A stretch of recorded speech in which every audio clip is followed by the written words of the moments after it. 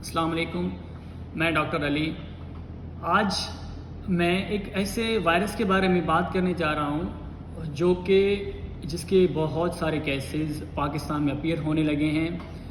जी हाँ, आज हम बात करेंगे HIV के बारे में। नाम तो बिल्कुल ईजी है, HIV, मगर आप उसके कॉम्प्लिकेशंस देखें या अगर उसकी वजह से जो डिज़ीज़ होते हैं, डिज़ीज़ तो नहीं कह सकते, सिंड्रोम होते हैं, वो आज हम उसके बारे में बात करेंगे। और HIV है क्या, उसका केमिकल नेचर कैसा है, वो कैसे रेप्लिकेट करता है, वो रिप्रोडक्शन कैसे करती है, और हम अपने घर वालों को, अपने रिश्तेदारों को, अपनी कम्युनिटी को कैसे प्रिवेंट करें HIV से। और इस वीडियो के आखिर में हम उसकी ट्रीटमेंट के बारे में भी बात करेंगे। सबसे पहले जो बात करेंगे कि HIV है क्या। HIV stands for Human Immunodeficiency Virus. It is a RNA enveloped virus which consists of two strands of RNA. जिसे कहते हैं ना, RNA के 2 स्ट्रैंड्स होते हैं। अगर हम बात करें इसके जीन्स की तो HIV के 3 स्ट्रक्चर्स जीन होते हैं, गेव जीन, एनव जीन और पोल जीन। जो गेग जीन है वो 2 कोर और मैट्रिक्स बनाता है, जैसे GP24 और GP17। ये एक ऐसे प्रोटीन होते हैं जो कि HIV का कोर और मैट्रिक्स बनाते हैं। और होता है एनव जीन। एनव जीन क्या करता है कि वो बनाता है GP120 एंड GP41। और जो पोल जीन है वो हमारे जो HIV के होते हैं ना एंजाइम्स, जैसे रेप्लिकेटिव एंजाइम्स होते हैं, उसको बनाते हैं, जैसे रिवर्स ट्रांसक्रिप्टेज, प्रोटीएज और इंटीग्रेज एंजाइम को बनाता है। अब हम सबसे देखें कि ये HIV, ये बहुत इंपॉर्टेंट है कि HIV एक बंदे से, एक इन्फेक्टेड पर्सन से दूसरे नॉर्मल पर्सन में ये कैसे ट्रांसमिट होती है। जैसे हम बहुत ही ज़्यादा ये कॉमन चीज़ है, अनप्रोटेक्टेड सेक्स। कोई ऐसा बंदा है जो कि HIV है, कोई उसी के साथ सेक्स करेगा तो वो ही और शी विल ट्रांसमिट HIV। दूसरा, अनपेस्चराइज्ड नीडल्स। HIV पेशेंट है, उसको हमने पहले से नीडल लगा लिया, कोई ऐसा सिरिंज लगाया है, अभी वही सिरिंज हम किसी नॉर्मल बंदे में लगाएंगे तो वो HIV सिरिंज के थ्रू भी ट्रांसमिट होती है। और ब्रेस्ट फीडिंग के थ्रू भी ये होती है। वेजाइनल डिलीवरी, जब कोई माँ अपने बच्चे को बर्थ दे रही होती है तो उस वक्त भी ये ट्रांसमिट होती है।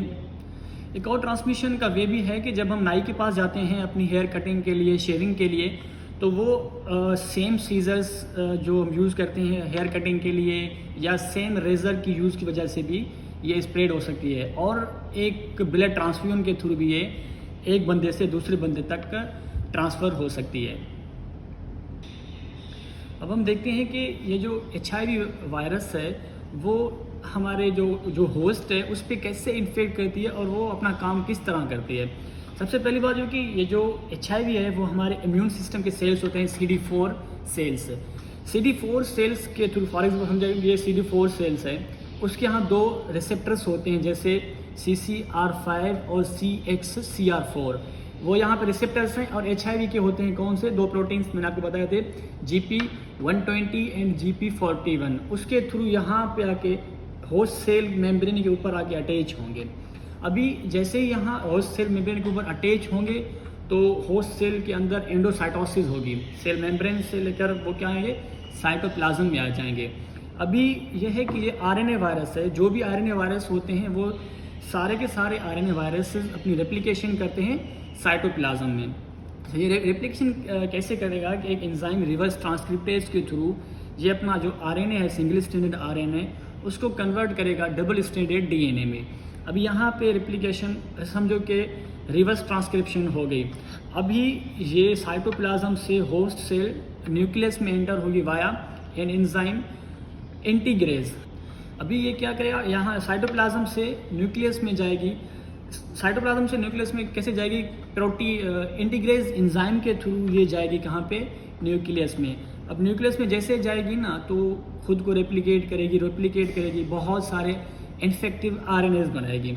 अभी इन्फेक्टिव RNA जितने ज़्यादा बनेंगे वो सारे ही RNA जाके हमारे नॉर्मल RBC सेल्स को इन्फेक्ट कर देंगे। अभी HIV के लिए हम स्क्रीनिंग टेस्ट करते हैं कि भाई HIV पॉजिटिव है या नहीं। HIV उसके लिए हम ELISA टेस्ट करते हैं।